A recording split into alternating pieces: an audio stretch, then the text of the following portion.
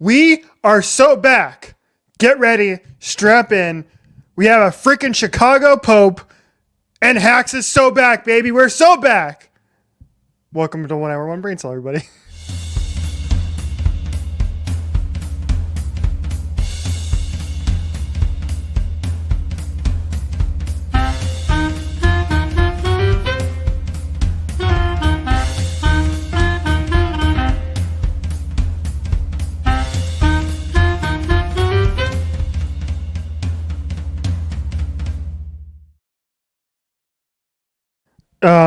Jordan and I have a constant joke that we share with each other about a particular meme that we enjoy, and we call it the "We're So Back" chart. I just need to. Oh, here it is.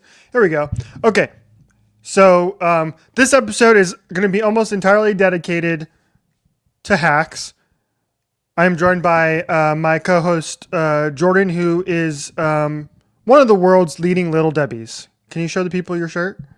Oh, I can. Yeah, thank you. Free promo. This is Justin. This is the world premiere of this tea that I got.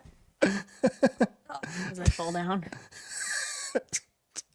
Deborah Vance for late night. Yeah, my chair is super unstable, just like me. So, just like this show. Just like this show. We're back. Yeah. Richie's fired up. I'm fired up. It's been a good 3-episode run so far, so we're loving it. We actually ran out of time last episode to talk about it because we could spend 45 minutes a week on hacks, but we didn't do it. We can. Yeah, as usual, I am joined by my co-host Richie, who has returned from the Conclave from his press duties at the Vatican. So back, baby. We are back. It was great. We had full coverage on the OHOBC Twitter account. Which was not done by me because all that shit was happening way too early in the morning. So I was not awake for any of this. So Jordan had to text me on Thursday at I don't know, this was 9 a.m. my time. I was half awake and I was like, all right, well, I'm going to wake up to see around the time that we're expecting the votes to end. And Jordan texted me that we have, that there was white smoke coming from the chimney. And so I jetted out of bed. And I was like, let's go. I was so excited. You know what the funny thing was too is we plugged Pope Crave at the end of our last episode, but Yeah. Pope Crave was there, and Pope Crave had the breaking news. They were the first major news outlet. I don't know if I would call it a major news outlet, but they were the first to report it before AP, before The Guardian, before the New York Times, before CNN. It was at Pope Crave, which I think is their username is actually at Club Conclave or something. It's the whole thing started as a Conclave inside joke Twitter account, and then they actually ended up live tweeting the Conclave and the announcement of the new Pope. So that's where we're at today as far as press goes. Anyone can be press. including this show, as we were doing our live commentary about the end of the conclave and the new pope. But anyway, I brought up this is our mood meter chart. That's where we're at right now, is that green circle. Well, where I think we're at. That's where I've placed us, the "you are here" kind of map. That's good quality. We got it right there. Yeah. There's also I think there's a bottom left. What's that little blue square in the bottom left? I can't read it. I have geriatric eyes. No. It says mom would be sad. Right. So we haven't quite reached the pinnacle yet, but it's been crazy. We're also recording this. This is our shortest turnaround from episode to episode ever, because we recorded our last episode on Tuesday, and we've front loaded this one. So it's only been 3 days since we've recorded a damn episode. We're doing it again. Yep, episode number 68. Next week will be episode number 69. Nice. Very exciting. Yeah. That's also my car number in F1. So. But it's not how many points you have in the drivers, so I'm gonna need you to step that up a little bit. Yeah, we gotta get on that. More on that later, everybody, if we have time. All right. Enough dicking around. For goodness sake. Never have time. No, Yeah. enough dicking around. We have. Okay. All right, let me count the bullet points. We have 1, 2, 3, 4, 5, 6, 7, 8, 9, 10, 11, 12, 13, 14, 15, 16, 17, 18, 19, 20, 21, 22, 23 bullet points to get through. Bad. We're not making it. Go on without me. We did a full half hour reacting to the Met Gala, so we have. Yeah. It's. I mean, Justified. yeah. So. Anyway, episodes 5 and 6 of Hacks season number 4. We didn't get a chance to do episode 5 on last week's episode, so we're going to do it here. So we just go through the bullet points, shall we? Yeah. Let's start with episode number 5. Bullet point 1. Late night is an absolute mess. Yeah. It's crashing and burning. It's crashing and burning. It's hard to like we'll get into episode 6, but like it's hard sort of to reflect back on where we were, the headspace we were in after episode 5 given what happened in episode 6, but like I have theories. I have theories about this, and I need somebody who is probably me in post to like put my head on top of that guy from, I think it's the History Channel, that's like the aliens meme, Oh, yeah. but like me right now. I'm like, I have theories. So my theory is that the reason that this is all well, we know the reason that it's collapsing, it's crashing and burning is because the dynamic between Deborah and Ava hasn't been right at all this season. Like it always works best when they're working together towards a common goal.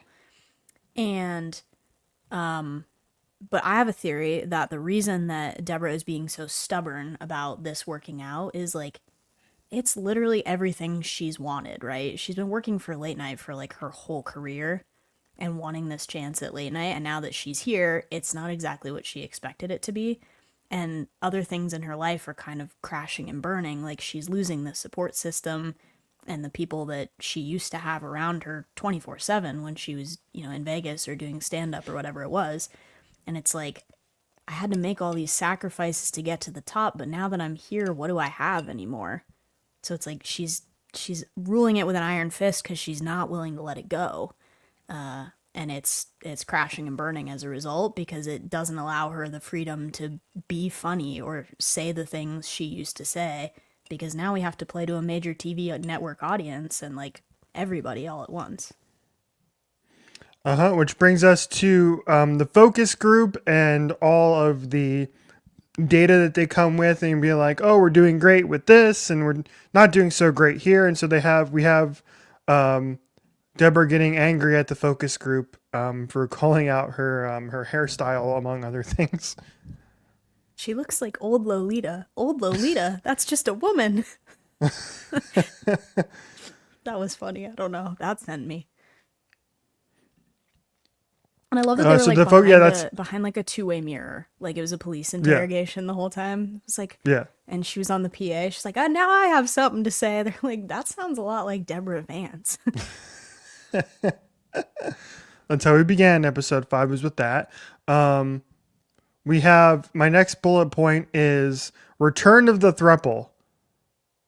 Parentheses. I have been informed it's called a polycule. Thanks, Twitter. Yeah, that's what Twitter taught me. I don't know. I didn't know it was. It's kind of a cutesy little name. It's like a molecule, but a polycule. Yes, sure. We'll go with that. I like thruple better. Thruple sounds more. Thruple rolls off the tongue a little bit, but it also makes me fearful that I might choke on my tongue while I'm saying it. Like I'm gonna stutter. I'm gonna call it a polycule. Which you did call on the previous episode. You did say, I was like, we're never going to see them again. And then you said, oh, we'll see them again. And you were right. And we did see them again. Unfortunately, because we keep seeing them. Yeah. They did. They do. They come back in episode 6 too. Completely unnecessary, sex scene but whatever. It's HBO. You're gonna get jump scared by that every once in a while. Like, yeah, right. Every HBO show has to have a certain amount of Adult sex scenes content. Yeah. and slash or nudity in order to be on HBO.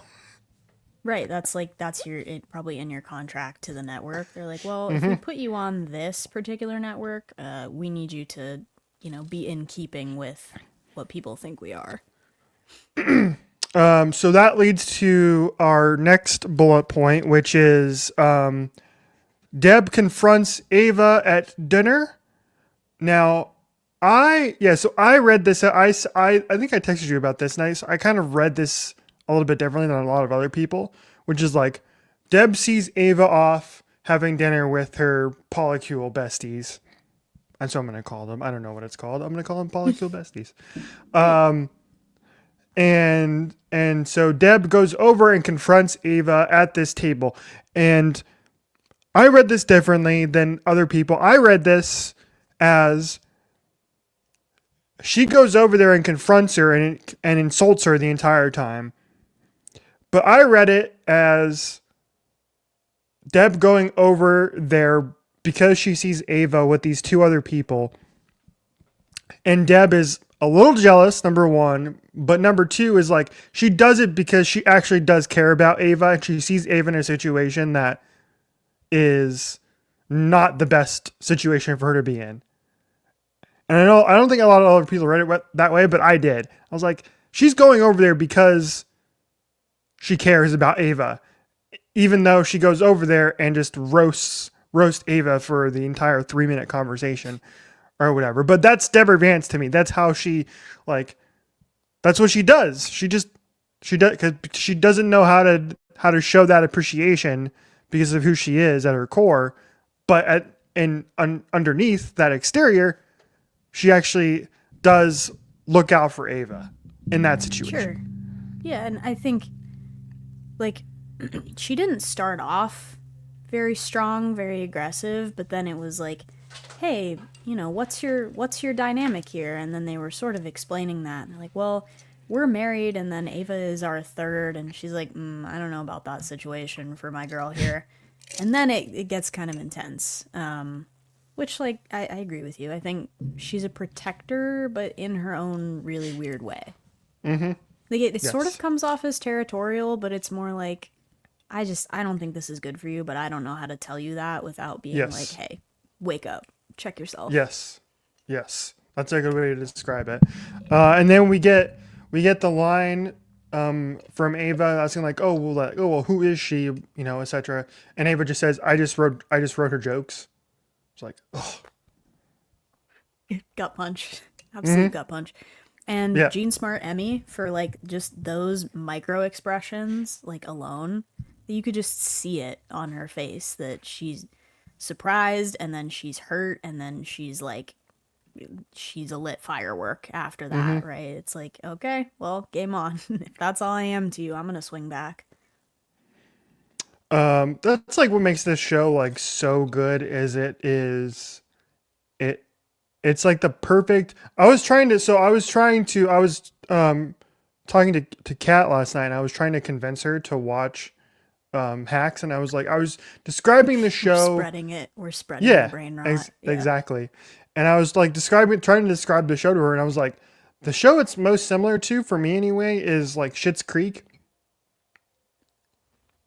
And my description of that was because Schitt's Creek has queer characters, but they're not, but they just are real people. So it's not like that's not oh, look at these queer characters. This is the crux of our show, and we're going to make them caricatures. No, it's queer characters as real people, and the show is funny as heck, but it also deals with this like in the case of Hacks, it's a found family instead of a the real family, and so Sure. but it's so good at weaving in the comedy and the drama at the same time, and and the writing is so good at the same time. So that's like the best way to describe. That's like my comparison there, but that's what that scene is like. What makes this show so good is that it's funny, yes, but it is so well written and acted that it is like hard. You cannot turn away because of how good this show is. It And you It's can't, so good you at don't playing the want to like drama. miss anything either. Mm-hmm. It's like they are constantly calling back things from previous seasons, whether it's like physically or, with props or whatever it may be, or just like in the dialogue that the characters are saying to one another. If you haven't been like pretty locked in from the beginning, like you'll miss some of that little nuance that just is good at humanizing these characters and making us root for them and relate to them. Next on the bullet point list is Deb's new hair. She shows up and does like a cooking segment and shows up with like maybe the worst hair I've ever seen because she accidentally dips her long strand of hair into some salsa or something. Yeah, it's these absurd hair extensions. That was something. And the funny part to me was like it seemed like it was her normal updo, and then they had just like clipped a bunch of hair extensions into the back. You're like, wait a minute. Next bullet point is Dance Mom. We got to meet Dance Mom. Dance Mom. Dance Mom is a recurring character now, which I did not expect. I thought it was gonna be like a one episode arc for Dance Yeah. Mom, but I guess she's mentioned in episode 6, and then like in the teaser for episode 7, like Yeah. she's coming back. She's gonna be a recurring player. So do you watch those? Do you watch the teases? Because I don't. At least I Yeah, try not to. yeah, I watch them. Oh, I okay. mean, sometimes they just do like, Spoil the show while you're at it. oh my, God, they don't ever reveal any major plot points. It's just like, here's what might happen next week. Yeah, but I don't want to be. I don't want to know anything. All right, Nothing. well, I want to go in cold. I don't want to. I don't just want to won't see tell you anything. anything ever again then. Well, no. Well, no. Well, if it's uh for the next episode, no, you don't have to. Absolutely no. That's fine. Keep it to All right. yourself. Next week, keep it to yourself. Next week, I think we're getting another double drop as well. Oh, we are. That's right. Yeah. So that may not be the next episode. That could be the one after. There's no timeline for any of this. Who knows? Side note: HBO better be on top of their game because you remember the last time they did a double drop and we panicked because we tried to watch the next episode after the season premiere, and the season premiere was a little harsh, and we were like, we can't end the night on this. What are we doing? And then 10 minutes later, they finally dropped the next episode. Yeah, we were scrambling. We're like, wait a minute, I thought this was supposed to be 2. I can't go to sleep. And then it was fine. But yeah, don't do that again, guys. Yeah, I used to watch 24 back in the day, and Kiefer Sutherland. they always used to do those like next on 24, and I always refused to watch those, and I think that's where that started for me. It's like those things always give away too much. All right. Like, I want to say the one for this episode was like mostly they just showed the bits from the focus group, I think, from this. Like, this was, it's hard to remember, but like the punch up for episode 5 at the end of episode 4 was like the focus group, and then I think they showed Deb cooking with her hair and dipping it in the jam or whatever. And then I think they showed the bit about Stacy with the volume jar, which was also funny. Yeah. She's like, "There's like $4,000 in this thing. I don't feel comfortable keeping this in my car." And that was like all they showed was just little bits from it, but none of the plot development. So I feel like they're careful about those things to not put too much information in, or they should be. According to you, according to me, too much. Okay, well, I'm the authority here, so. I have to say also, I love that this whole thing, that now we're roping our friends into hacks. Now you and I and my mom are in a group chat about Hacks Thursday. The whole thing is just the antithesis of gatekeeping. We're anti-gatekeeping. We're spreading it to everyone we know.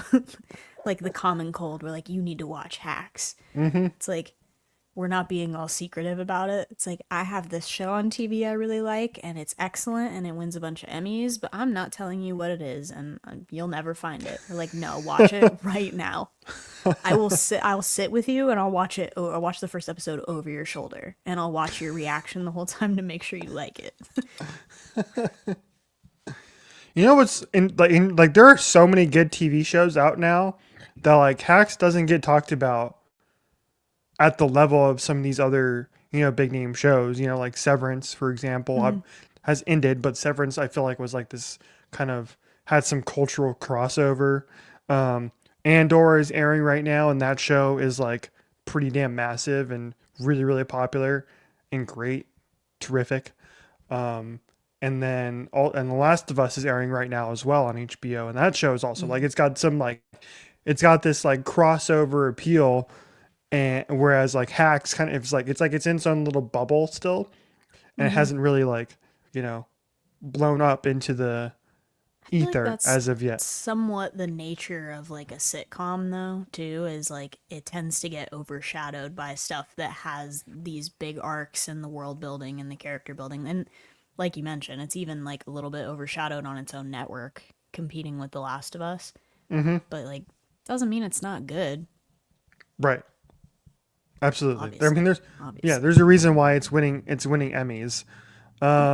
Oh, you know what I did see that was happening next week on the thing because it took me a second to find my remote before fast forwarding the teaser. Was that Seth Hmm. Rogen's going to show up?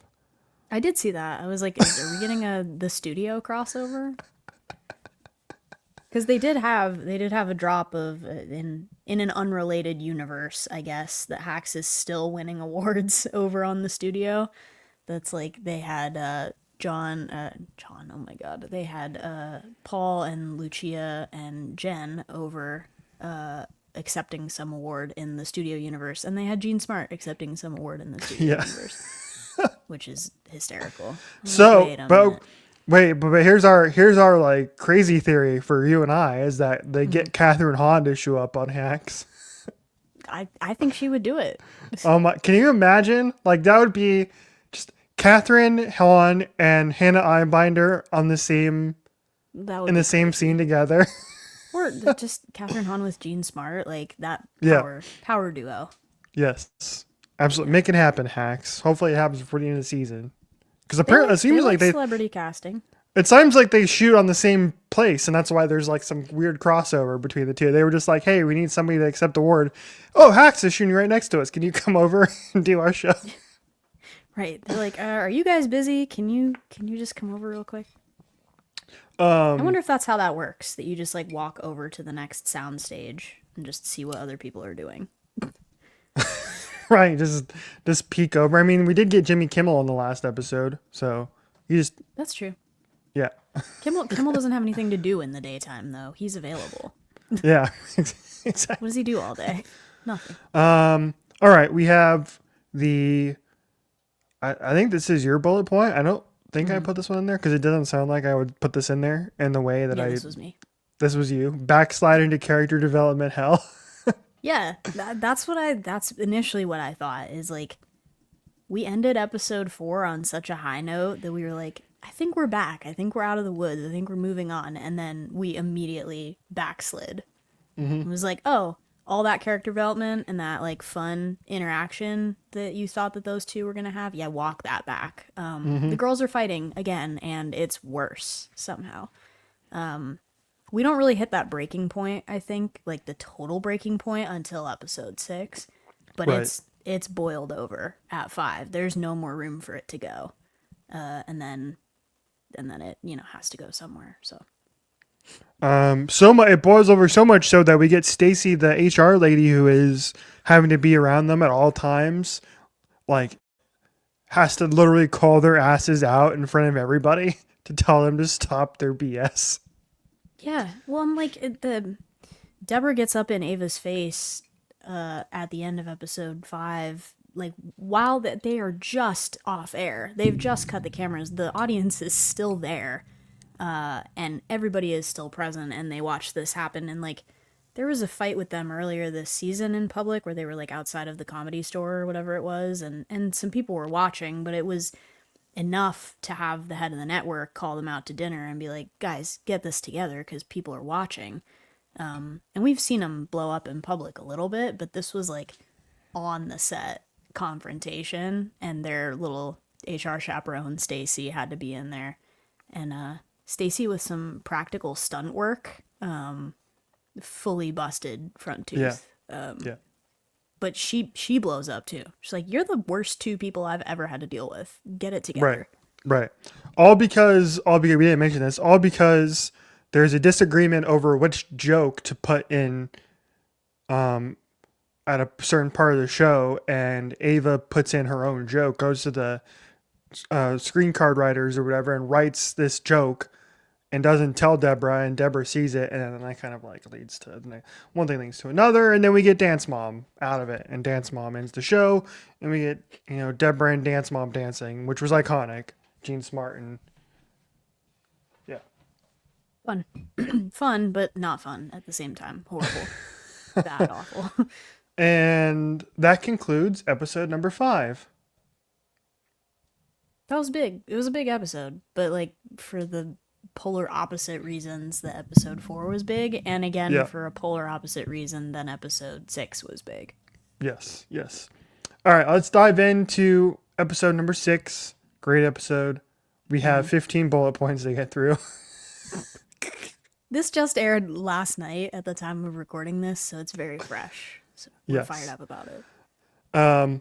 Let's begin with Ava and her balloons. As again, you mentioned this is some very like real life Hannah Einbinder, which is filling her car up with balloons and trying to extract them all by Yeah, herself. I feel like this has happened. This is a real life situation. It's too specific for them to write it into the script for it not to have happened to Yeah. somebody in that room. Yeah. Then we come into the writer's room and we get Ava, setting up the balloons and like a little happy birthday celebration to all the writers. And then Deb comes in and pops all the balloons to the very unhappy Ava, whose face during this entire time was like so sad. It's like she worked so hard at this, and She was so defeated and just like progressively got more defeated. And then Stacy and then I don't know, not the head of the network, but I don't know, producer or something, yeah, they walk in because they hear this massive noise probably from down the hallway. They're like, what's happening in here? And there's just like one sad little balloon deflating over in the corner too. I'm like, I wonder if that was real life or if that was like in post or CG or something, because yeah, I would not have been able to keep a straight face if like the rest of them pop and then this one is just sagging behind. You're like, yeah, right. that's right. After that, we get, I believe, in the middle of that, we get the conversation where Deborah finds out that Cher can't do the show because she doesn't want to anymore. Funny, very funny. Icon. Then we come to we meet Mrs. Table. That was one of my favorite things. And I'll tell you, I just clicked on the episode without seeing what the title was, because it was like, it wasn't showing up on the episode list, but it showed up on the Yeah, screen where it was just like play season 4 episode 6. So I clicked on it. I didn't yeah, realize the episode was named Mrs. Table, which is yeah, hysterical. But yeah, it's again, this is, I feel like, too real life to have not happened. And I want to say the writers in the little they like did. They also that's a post-episode real thing thing. Yeah, said that it happened. But I guess they'll just, if they're ordering lunch for the staff or the writers or something, they'll just order a second helping or a side or something else for like the community, and they'll say it's for Mrs. Table, which is a fictional person because it's just for the table. And they order this fish for the table. I didn't know it was fish for a second. I was like, this is maybe very like middle class income of me to not know what Branzino is, but I was like, what the hell is Branzino? So I had to Google it. It's fish.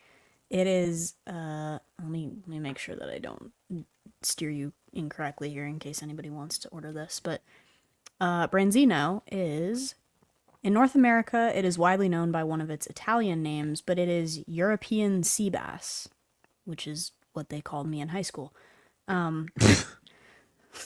Not true. Yeah, and Hannah Einbinder gets to throw the fish, which I feel like was very cathartic in a way. I love that you sent me the clip of that, and she was like, um, and she was explaining that she had to like throw it to a very specific part of the door of the window. Hmm. That was pretty great.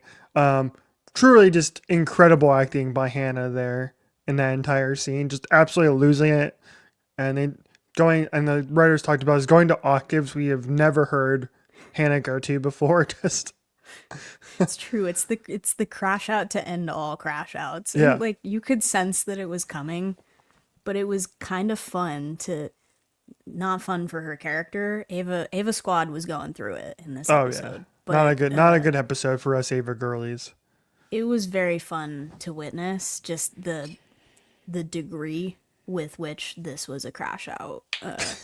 It was throwing the fish. It was yelling about Mrs. Table. It was quitting. It was literally quitting on the spot, and then getting in her Not car being and included in the group text with the driving. other writers. Yeah, it's like that was really sad.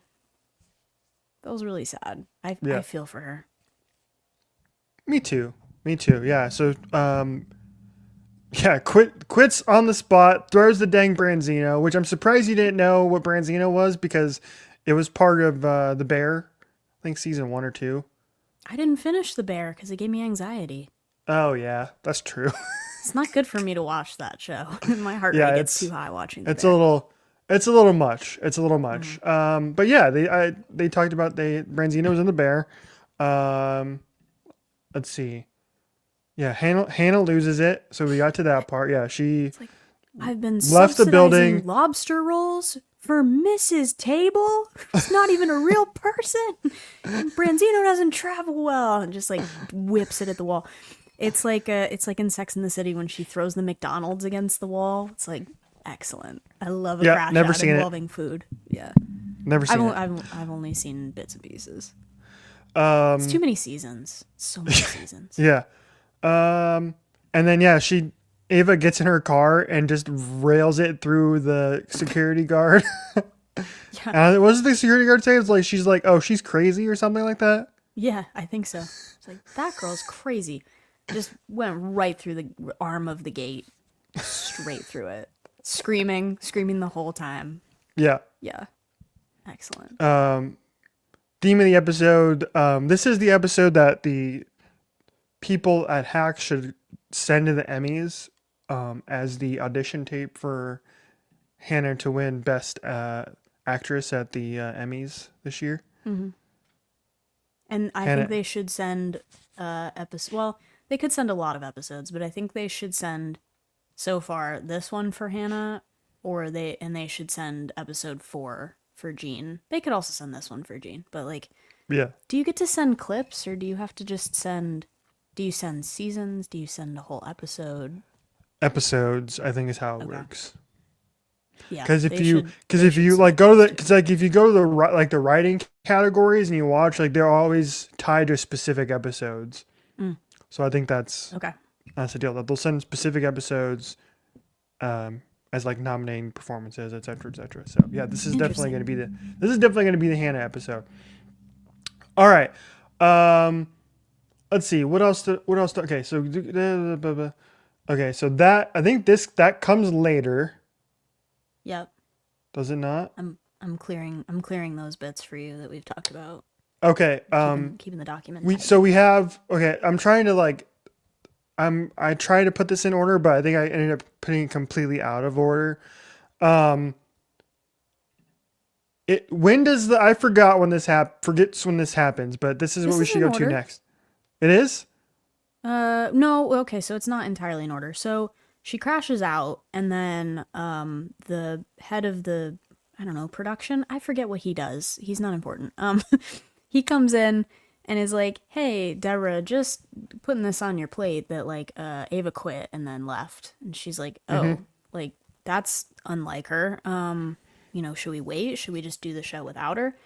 And they're like, "Well, no, we can't push the show because you have to get this comedy award that the network is sponsoring like after the show, so we need to just do it on time." So they do the show and it goes perfectly fine, but like you can kind of tell that like Deborah's a little bit off her rhythm because like Ava's not there. She's like looking for her at the stand next to the camera and she's not there. And she was asking about pushing the episode, and it's like the first time we've maybe seen a little bit of a crack in it that's like, Yeah. oh, I do kind of care that this person's not here, even though I've been doing a really good job of playing it off. So then and in the middle of this whole thing too is like Ava's ex-girlfriend is the guest. Yes, that's on, what I was. on Yes, late that's night. what I was. That's what we missed. Yeah. Yeah, so her ex-girlfriend that she proposes to embarrassingly in season 3 is on the show. She's the guest star that night, and this is what she snaps and like pushes her over that like that because Cher can't do the show, so they had to get somebody, and it ends up being this person. And Deborah asks Ava's ex-girlfriend about the story, which I don't know if we were shown on screen about Ava telling Deborah about this thing, but somehow she knows, and Right. she just pushes it a little too far and pokes at it, and she tells the story on live TV, which is super embarrassing. And that definitely hits a nerve. So then Ava goes back to her polycule looking for a little, I don't know, a little appreciation, a little comfort, a little common sense. Doesn't find it. That's another strike on her this episode. Yes. She's getting punches. Yep. She shows up to the Thruple's house with keys that apparently they have given her, so she just is able to just walk in. They look very surprised that she is shown up. Like very surprised, and then they finally have the conversation with her about how I was actually shocked. They were like, "We don't feel a connection with you, Ava. You were just in it for the sex." And I was like, "Okay, cool." Well, I mean, mean, that's, they have a point, right? It's like, they do. well, we haven't really seen any of that like from her. That's like she's. It's also the other two are married, so like that's a very different level of connection to have as opposed to this third person that you've invited in that, is now in the circle that like there's definitely an imbalance there about communication and about sharing and the vulnerability and stuff. And the thing that I thought was really funny, and I don't know if you're as big into this movie, but like the original Mean Girls, I guess even they did it in the remake too, but like the bit when Damien and Janice are watching the scary movie and Katie comes in from the Halloween party, like dressed in her really scary like gown with the fangs and the blood and like knocks on the door and scares them. That Yeah. reminded me a lot of like Ava knocking on the window and scaring them like Yeah. while they're watching the movie. They're like, "Oh, we certainly weren't expecting you tonight." And then they have to have a big honest conversation, and we get another big punch to Ava. Yeah. She's kicked out. Yeah. Ava gets kicked out, and they tell her it seems like you're not over your last relationship, which is another piece of just terrific writing because it has such a True. great double meaning coming off of getting humiliated by Ruby on national television, and then that kind of being for us anyway. We know that the writers are not only Ruby but with Deborah as well, and it was like that was just a terrific piece of writing. And then we get the next day we get the crash out to end all crash outs, and then she quits. So it's like Yeah. we get through that, and she just keeps getting kicked in the teeth. So then we finish the late night episode without Ava, and then she has to go get this silly. I don't. It's like a PR stunt, right? The comedy Yeah. award. It's like the network is sponsoring it, and it's not a real thing, Yeah. but she has to go do it because it's good press. Yep. And who do we meet there? We meet Rosie O'Donnell at this award show. Funny enough about this, they talk about this later in the postscript episode that Gene had been on Rosie O'Donnell's daytime talk show back in the 90s, and they had never. I don't think they've ever run into each other since. I thought that was like a funny little nugget. That is, and I love the streak that we're continuing here. And it's funny that it's like we've got Carol Burnett, we've got Rosie O'Donnell, and both times that Jean Smart as Deborah Vance has run into these folks, they're essentially just like grabbing her by the back of the neck and like shaking her. You're like, girl, get some sense. Right. Because But like nobody else is there to tell her that, right? Like we Hmm. lost the dynamic from the early seasons where like it would be Marcus that was doing that, or like Josefina that was doing that, or even I DJ that would miss be doing Marcus, by that. the way. Is he I coming miss back? Marcus. I don't Please know. tell I me hope he's. I so. like him. I hope now that we're sort of in an arc where like Deborah's coming back to herself and like finding that identity and like who she was. I hope that we bring in more of that family back again. I agree. I do. The way that they wrote him off though, if they wrote him off like for this season, was like perfectly fine. That he was like Yeah, running QVC in the business and like had to step that aside. So like I don't feel like that's a loose end there, but I miss him. me too. I liked him. Yeah. Side note: Episode 6 is the highest rated episode of the season so far. Wow. Just for what Even it's better worth. than episode 4. Yeah, it's got. I'm looking at the IMDb ratings. Episode 4, Mm-hmm. 8.8. Episode 6, 8.9. Wow. All right. Uh, Power episodes. yes. Okay, And then I think people so didn't like episode 5, which is funny. It's like, pew. episode 5 was 7.7. But yeah, we talked about it. It was like two. It was like and other than it was it was too much of the girls are fighting. It was like, can we please stop this already? It felt like a really abrupt tone shift from the way that we left episode 4, but like Yeah. I get it cuz we needed it to get to this boiling point where it's at right now, but I feel like it started off strong towards they still hate each other even Right. after the way that we left episode 4, where maybe it would have been a little punchier if it had been like, I don't know, I almost could have seen like episode 6 sitting in there where 5 was, like not to negate everything that happened in 5, but like just because of the way that it started, like tentatively we're okay at the beginning of 6, Hmm. and then it like escalated, and then but you know, you needed it. I trust the writers room and the journey that we have planned. It's a marathon, Hmm. not a sprint. Side note, did we talk about wait, you know what we didn't talk about? Did we talk about the Kristen Bell cameo? Did we talk about that? I don't think we talked about that. Yeah, Yeah, K-Bell was in episode Chris, 5. Kristen Bell and Jimmy Kimmel both. Yeah. There was too much happening in Yeah. episode 5 that like just the I don't know, the whole thing was crazy. I felt like we were getting stuff thrown at us from all kinds of angles. Yeah, we got a Veronica Mars shout out on television in 2025. Shout out. I love Veronica Mars. If you haven't seen it, it's a great show.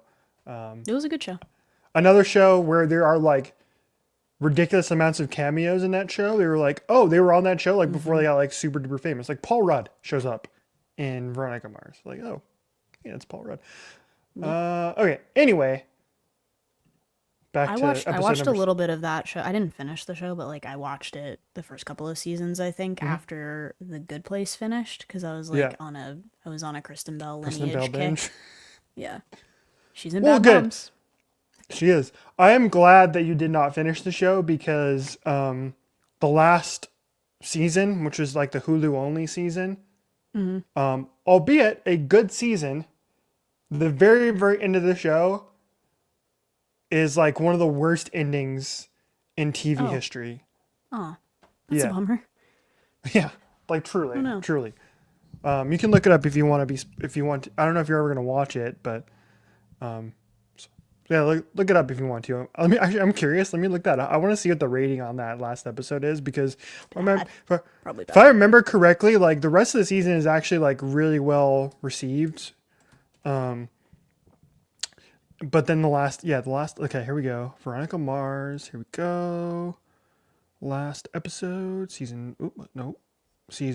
oh, no, that's not the right thing. I clicked on the wrong thing. Here we go, season 4.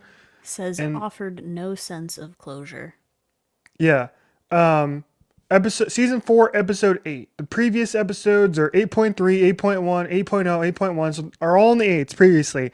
The final episode of the show is rated a 5.8. Dang. Just a botch, truly. Yeah. Still makes Corey and I angry about how it ended. Oh no. Stupid. Anyway, back to hacks. For goodness sake, we got off track there. So we get a little conversation between Josephina and Deb. Um, Josephina is off to visit DJ, and That's as also she's close, crazy. That's yeah, crazy to me is like DJ was like, "Yeah, I know you can't take time off your late night show, so like just send Josefina here to be here for the birth of your first grandchild." yeah, It's like, "What?"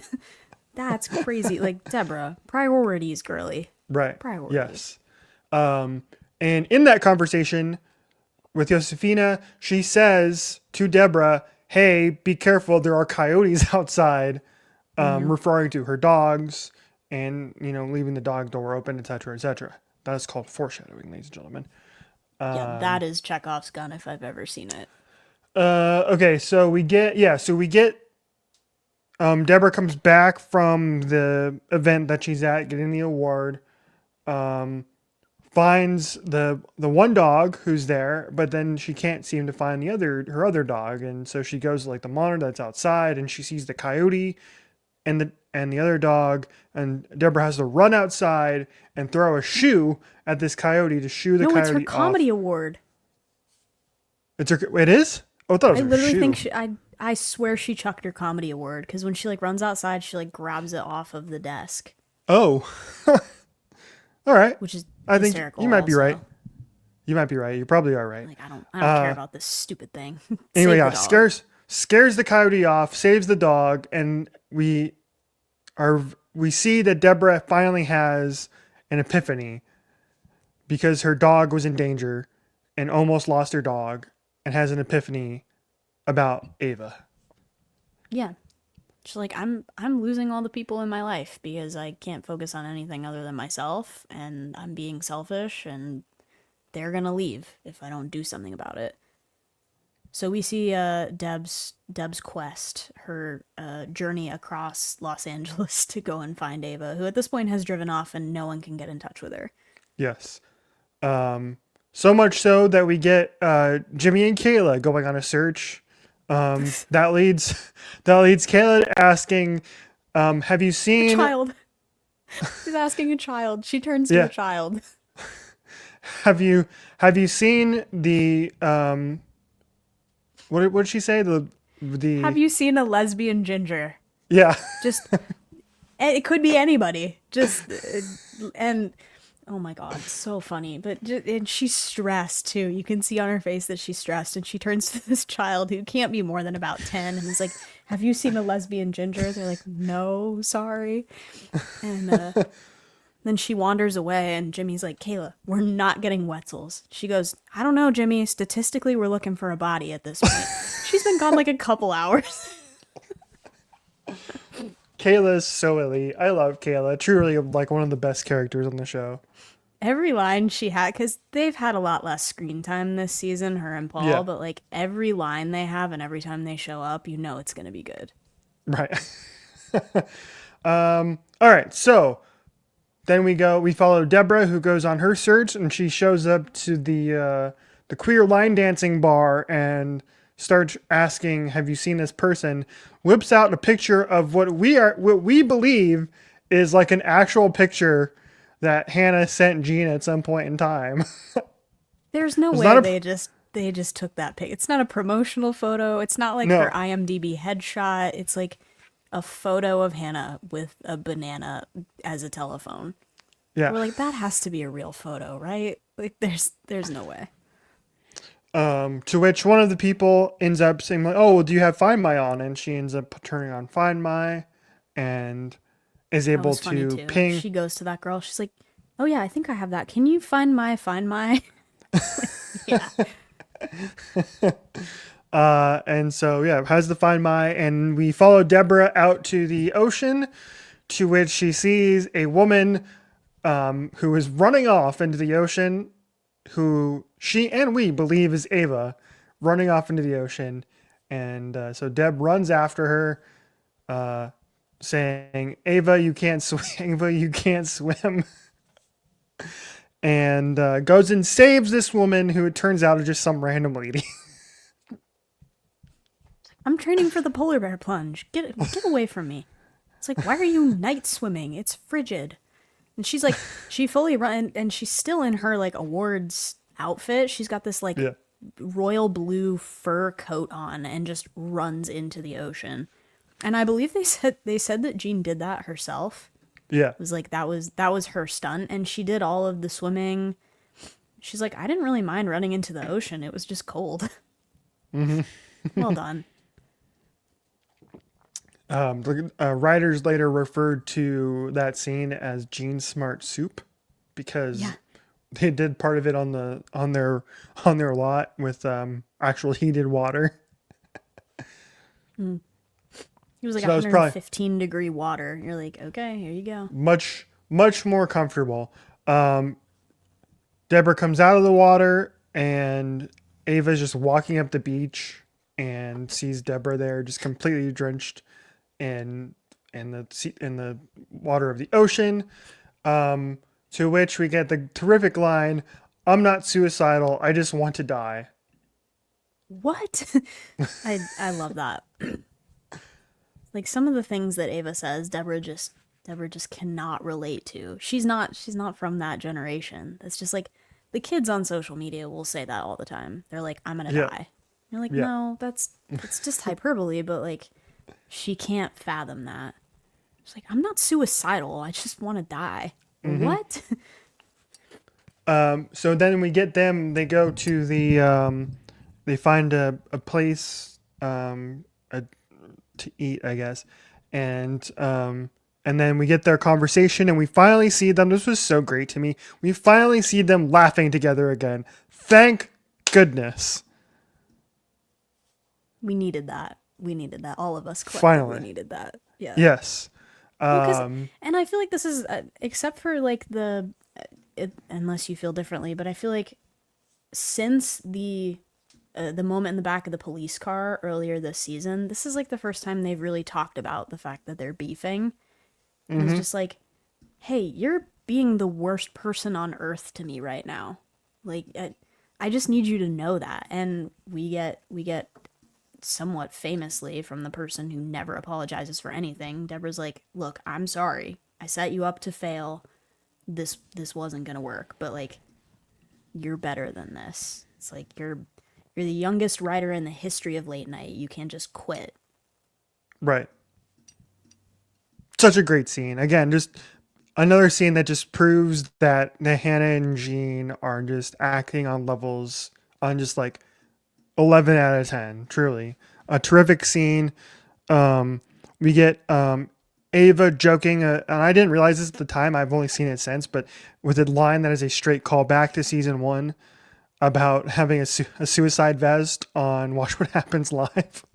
That's like one of her first lines in the show. Because, like, when we very first meet her in Jimmy's office, she's like looking out at that, through his big glass windows. Is like, should I jump? He's like, no. And also, you would just hit the like 12th floor terrace. You know what I mean? He's like, that's not gonna work. She's like, yeah, I was just joking. You know my plan would be anyway. And again, the callbacks there, and there's like two of them like in rapid fire. There's a lot of them in rapid fire in this episode, like between the photo of Deborah performing at the comedy club that like Ava keeps in her desk. But there's a lot of it that's like, this is their journey, this is the line of their journey, and this is where it takes them, and like it makes sense linearly, and I love that we're developing in that way. Yes.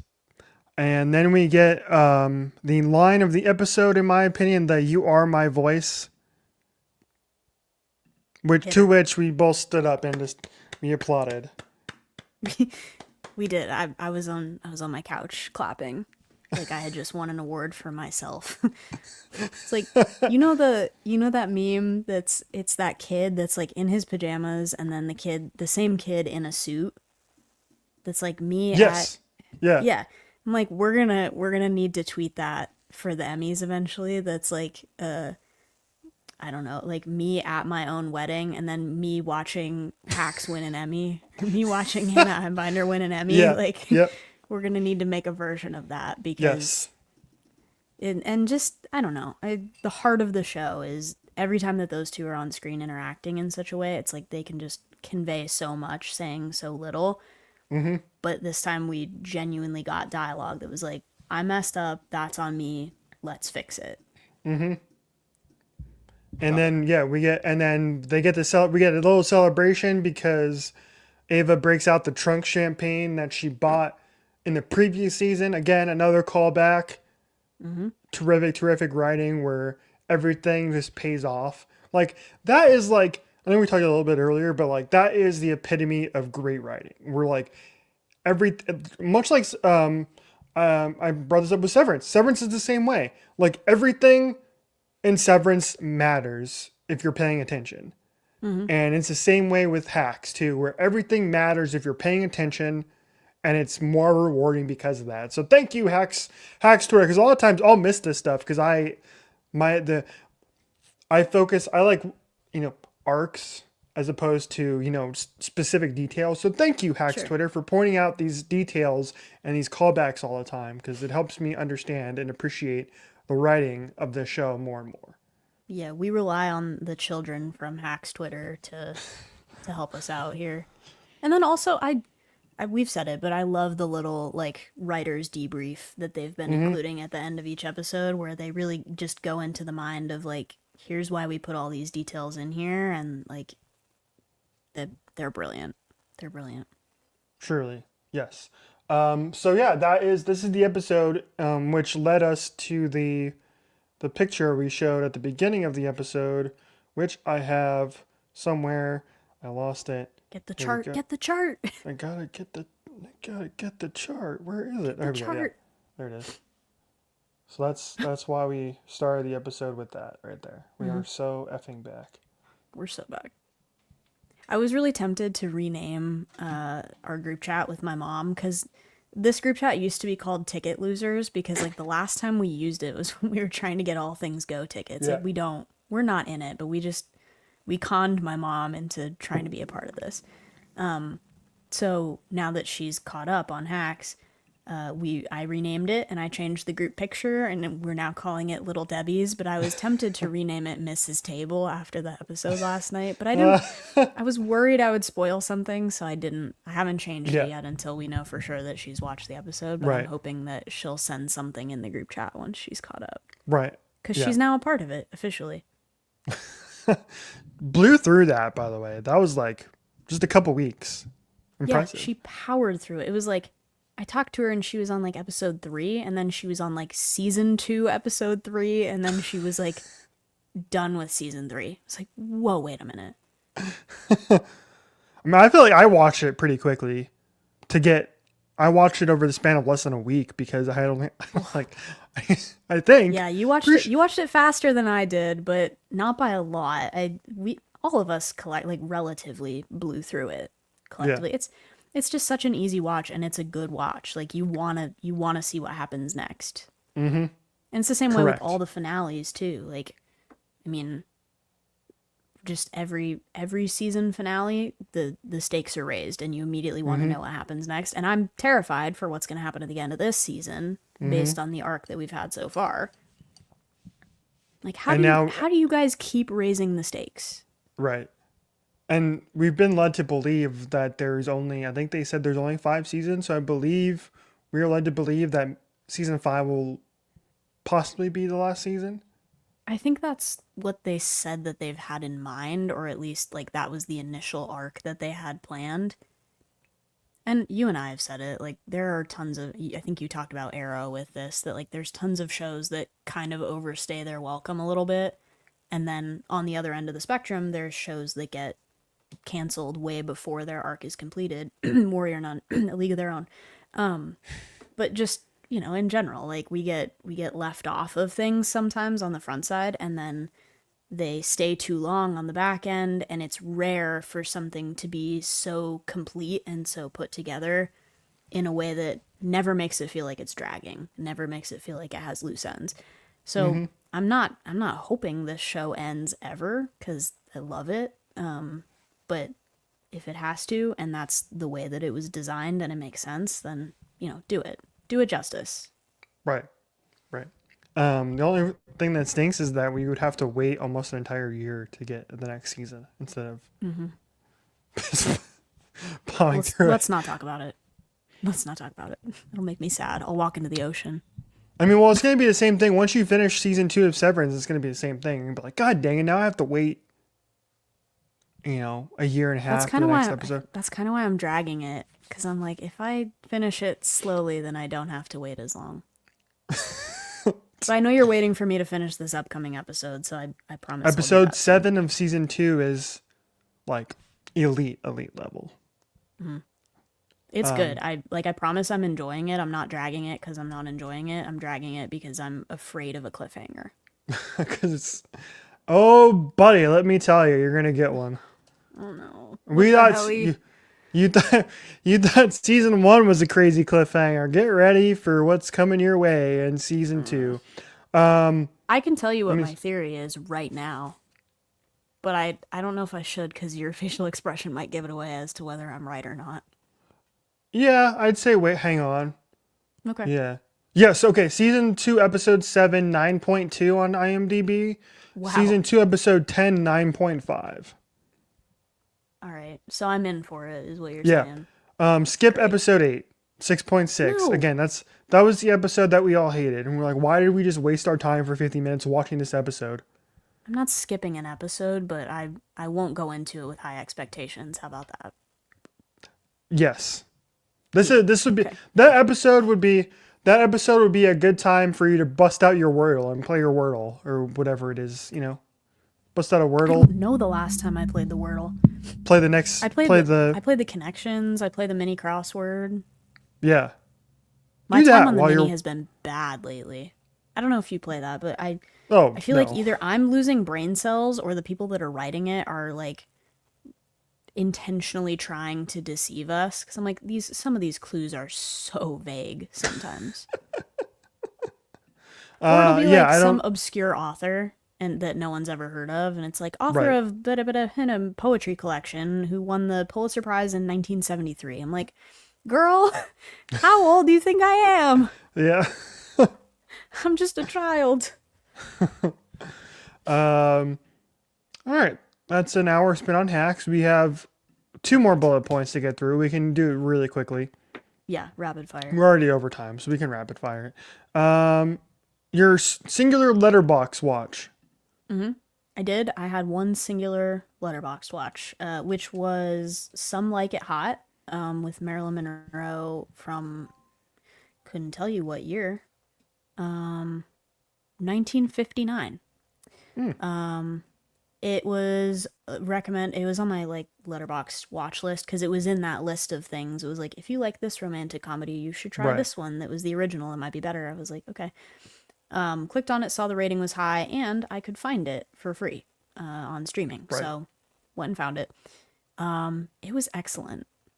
I've lately started to get a fondness for some of those old movies. That's like, those are the ones that creep into my top arcs on Letterbox. That's like Roman Holiday, Sunset Boulevard, Some Like It Hot. I'm like, I need to stay on that because some of those are really like ahead of their time and very funny for Yeah. cinema. But the thing that I loved about this movie, it was very much like, I feel like it's deadening it to compare it to White Chicks, but it's kind of the premise of White Chicks. But it's like these two musicians in Chicago during Prohibition like witnessed the St. Valentine's Day massacre. So like the, Chicago, like the mob and the gunmen, like it's at the peak of that era. And they witness it happen, and then they essentially are like on the run from the mob. And the only way that they can get out of town is to pretend to be two women and join this like ladies traveling music group, of which Marilyn Monroe is a part. And they travel to Florida, but they just have to be in drag the whole time, which is hysterical. And it's such a fun juxtaposition between like, obviously they both have a crush on Marilyn Monroe because like who doesn't, especially for the time. And it's a fun juxtaposition between like they're both trying to get her while still like pretending to be women the whole time, like when they're in the public eye, and then the mob eventually finds them and the whole thing like blows up. But there's a scene where these two actors are booking it in heels. Like they're not stilettos or anything, but they're probably 3 or 4 inch heels, and they're running, fully sprinting, like up and down stairs, change of direction, like stuff that should be in the NFL combine, honestly, and executing to perfection. And I think I gave it 4.5 stars, and I said, now this is drag. And I almost gave it 5. It was this close to a 5 star for me, which is rare to just pull a movie and be like 5 star banger. So watch it if you like a comedy, and you especially like a comedy of that time. Like it's really well made, and it doesn't deaden. Like there are some movies that end up being a little bit like off color or transphobic, like especially when viewed in today's lens and the things that we know and the opinions that some people will have politically. Like Tootsie like doesn't really hold up that well, but like Mrs. Doubtfire holds up pretty well, even though the premise is a little bit like off color, because it never tries to deaden that community or like pass it off as a joke the whole time. It's like we're playing this very honestly and very seriously, and earnestly, and well done. So In 1998, the film was ranked at number 7 in Time Out's poll of top 100 films. And in 1999, Entertainment Weekly voted it number 9 on their list of 100 greatest movies of all time. It's excellent, I'll tell you that. And it's like a brisk 2 hours. So if you're like, hey, I need a quick watch, like bang. Yeah, I think I told you before. I actually enjoy going back and watching those old movies. I went on a Kurosawa kick a couple months ago when I went back and watched a bunch of his movies, and it's really You cool had to the go. Hitchcock kick for a minute. You had the Hitchcock, yeah, Clint Eastwood kick for a minute. Or yeah. yeah. Cinema was better back in the day. Man, they don't make Well, them and, like and they you used could to. get into that whole thing about like, I feel like this was one of, people have said this was like one of the last movies produced before like the Hays Code in Hollywood that was like intended to keep things from getting, it was like trying to keep things from getting like too raunchy Yeah, or like whatever it was, but like they set limits on like